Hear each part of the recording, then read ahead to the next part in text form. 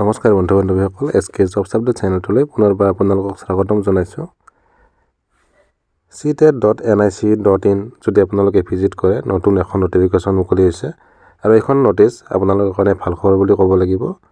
কাৰণ এইবাৰ যি হ'বলগীয়া CTET হ'ব, তাৰে কাৰণে এখন পাব্লিক নটিচ প্ৰকাশ পাইছে। আপোনালোকে যদি চাই ইয়াতে অফিচিয়েল ৱেবছাইট ভিজিট কৰিলে আপোনালোকে গম পাব। CTET publish notice September 2026। নতুনকৈ পৰীক্ষা অনুষ্ঠিত হ'বলৈ গৈ আছে। মই নটিচখন আপোনালোকক দেখাই আছোঁ। পাব্লিক নটিচ হয় এইখন।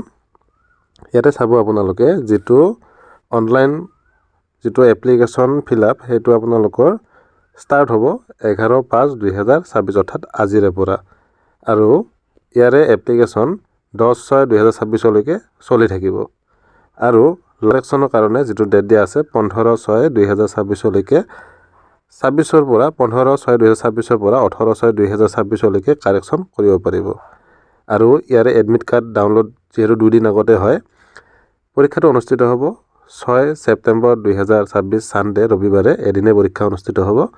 আৰু 2 দিন আগতে ইয়াৰে এডমিট কাৰ্ডখিনি ডাউনলোড কৰিব পাৰিব। আৰু ইয়াৰে যিটো ৰিজাল্ট ঘোষণা হ'ব, সেইটো অক্টোবৰৰ শেষলৈকে টেণ্টেটিভলি আপোনালোকৰ ঘোষণা কৰা হ'ব। আৰু যিসকলে 2026 ফেব্ৰুৱাৰীত হৈ যোৱা CTETৰ পৰীক্ষাটো দিছিলে, আপোনালোকে কোৱালিফাই হৈছে, আপোনালোকে ডিজিলকাৰৰ পৰা মাৰ্কশ্বিট আৰু চাৰ্টিফিকেটখিনি ডাউনলোড কৰিব পাৰিব। এতিয়া কথাটো হ'ল, আমাৰ অসমত যিবিলাক কোৱালিফাইড কেণ্ডিডেট আছে, সেইসকলৰ কাৰণে এই যিটো নটিফিকেশ্যন আহিছে, এটা দুখ লগা খবৰ বুলিও ক'ব লাগিব। কাৰণ এই যিখিনি ছেপ্টেম্বৰ 2026 পৰীক্ষা হ'ব গৈ আছে, ইয়াতে নতুন কেণ্ডিডেটো সোমাই যাব। আৰু আগত যিখিনি আপোনালোকৰ পাছ কৰা আছিলে, সেইখিনিৰ কাৰণে অলপ কাট অফটো বাঢ়িব পাৰে। তো ইয়াৰ আগতে যদি নতুন এডভাৰটাইজ উলিয়াই দিয়ে, তেতিয়াহ'লে ভাল খবৰ বুলি ক'ব লাগিব। আৰু তাৰ কাৰণে আপোনালোকে অলপমান কষ্ট কৰিব লগা হ'ব পাৰে। কাৰণ চৰকাৰ গঠন হোৱাই নাই এতিয়ালৈকে। চৰকাৰ গঠন হোৱাৰ লগে লগে আমি যোগাযোগ কৰিব লাগিব, কাৰণ নহ'লে কাট অফটো হাই যোৱাৰ চান্স আছে। যদি এইখিনি কেণ্ডিডেটো সোমাই যায় ইয়াতে কোৱালিফাইড হোৱাৰ পিছত, তেতিয়াহ'লে কাট অফটো অলপ বেছি যোৱাৰ সম্ভাৱনা আছে। তো আপোনালোকে আপোনালোকৰ মতামতখিনি কমেণ্ট ছেকশ্যনত জনাব। এই নটিচখন মুকলি হৈছে 8/5/2026। আপোনালোকে চাই ল'ব পাৰে। তো নটিচখন আপোনালোকে ভালকৈ চাই ল'ব।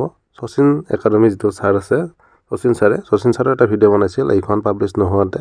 হিমাক্ষী মেডামো ইয়াৰে ভিডিঅ' বনাইছে যে অফিচিয়েল নটিচ নহালৈকে একো ক'ব নালাগে, কিন্তু ছাৰে যিহেতু অলপ ভিতৰৰ কথাখিনিও গম পায়। তো শচীন ছাৰে কোৱা মতে সকলোখিনি মিলিছে। 8/5/2026 নটিচখন মুকলি হৈছে যদিও আজি আমাৰ মাজত মুকলি কৰি দিয়া হৈছে। আৰু ছেপ্টেম্বৰৰ 6 তাৰিখ 2026 পৰীক্ষা অনুষ্ঠিত হ'ব বুলি ছাৰেও কৈছিলে। সেইমতে গোটেইখিনি হুবহু আছে, আপোনালোকে চাই ল'ব পাৰে।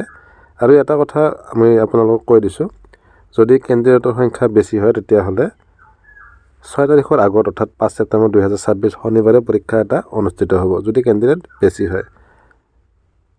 আৰু আগৰ নিচিনাকৈ কোনো ধৰণৰ এক্সামিনেশ্যন চেণ্টাৰ ছিলেক্ট কৰিবৰ কাৰণে অপশ্যন দিয়া নাথাকিব। ৰেণ্ডম বেচিছত আপোনালোকক চেণ্টাৰ দিয়া হ'ব। আৰু দুটা ৱেবছাইট দিয়া আছে, CTET.nic.in আৰু cbsc.gov.in। এই দুটা ৱেবছাইটত গৈ আপোনালোকে অনলাইন আবেদন কৰি ল'ব পাৰিব। তো আজিৰ ভিডিঅ'টোত ইমানখিনি আছিলে। ভিডিঅ'টো ভাল লাগিলে লাইক কৰিব। যদি চেনেলটোত প্ৰথমবাৰ আহিছে, চেনেলটো ছাবস্ক্ৰাইব কৰি বেল আইকনটো প্ৰেছ কৰি থ'ব। ধন্যবাদ। জয় অসম।